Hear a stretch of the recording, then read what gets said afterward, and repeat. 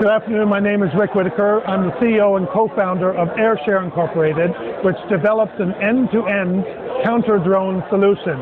So if you're familiar with drones, drones are very useful. They're used for wedding photography, they're used for surveys, used for a whole bunch of very, very good and positive things.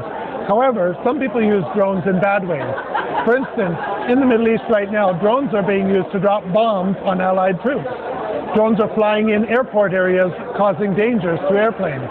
Drones are being used to fly contraband such as drugs, phones, knives, guns into prisons.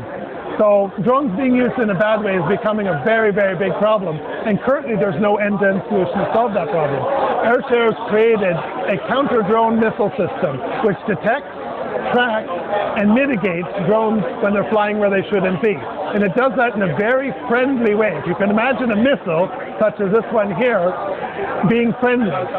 It does not create collateral damage. Instead, it flies to where the drone is and disperses a very large cloud of latex countermeasures which ensnare the propeller of the drone and bring it safely to the ground, creating no collateral damage. So this innovation we're bringing to market now, selling to departments of defense, airports, prisons, nuclear power facilities, and other places where drones shouldn't be.